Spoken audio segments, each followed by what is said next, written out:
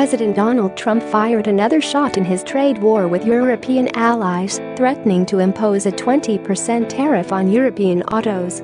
Trump blasted steep European Union import duties on U.S. cars a month after his administration began an investigation of whether European duties on cars posed a threat to U.S. national security. Trump leveled the threat hours after the EU slapped $3.3 billion tariffs on U.S.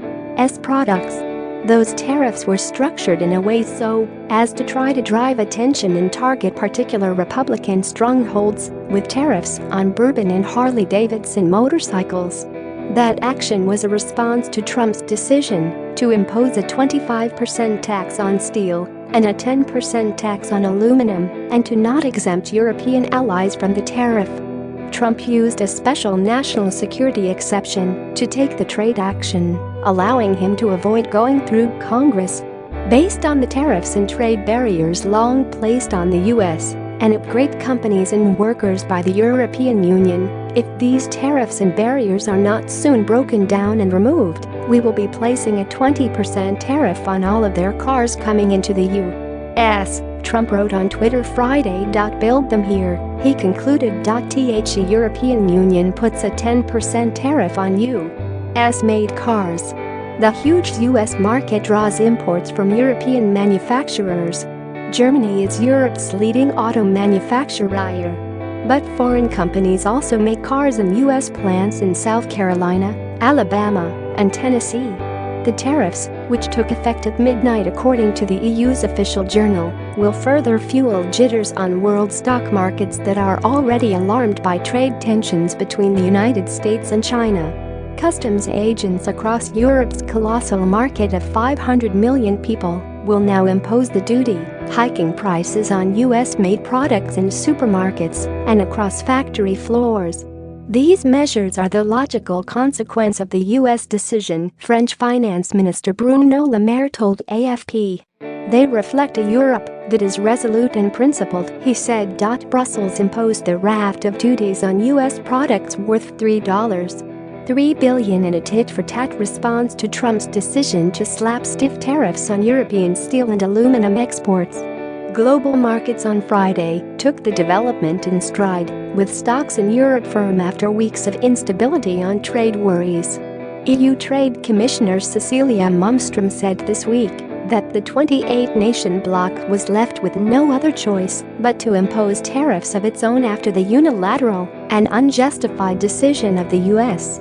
Together with U.S. tariffs against Mexico and Canada, the trade battles have raised the specter of a global trade war, spooking financial markets that fear major consequences to the global economy.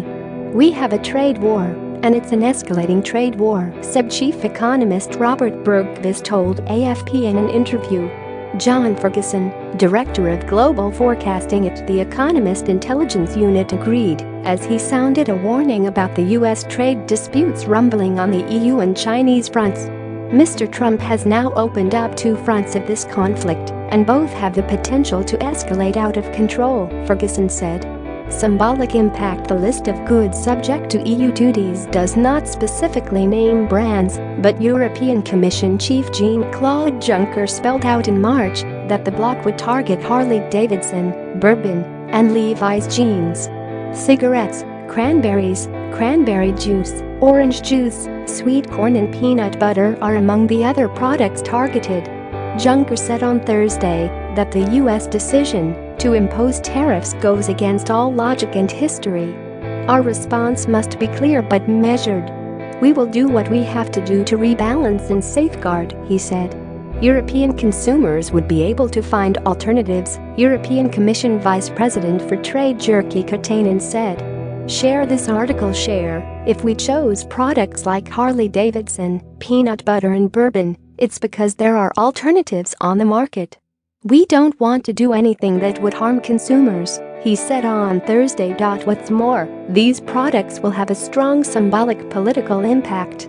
International Monetary Fund (IMF) chief Christine Lagarde warned on Thursday that trade war, as well as Brexit, were the key risks to the Eurozone economy.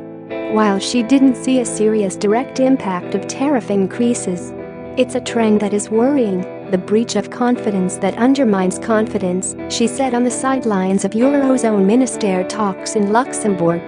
Relations reach new lows. Transatlantic ties are at their lowest level for many years due to rows over a host of issues, including the Paris Climate Agreement and the Iran nuclear deal.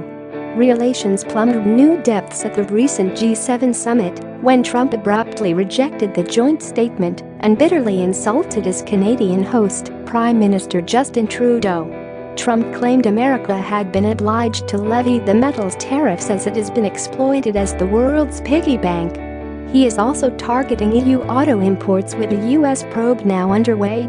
Trump's outbursts were the latest in which he has clashed with America's closest allies, even as he has had warm words for autocrats like North Korean leader Kim Jong-un, with whom he had a historic meeting earlier this month, and Russia's Vladimir Putin.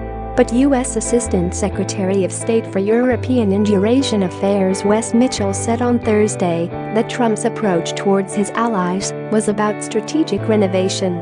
Strengthening the West means making hard decisions today when we initially disagree, rather than continuing to accept the appearance of transatlantic unity, he told the Carnegie Europe think tank in Brussels.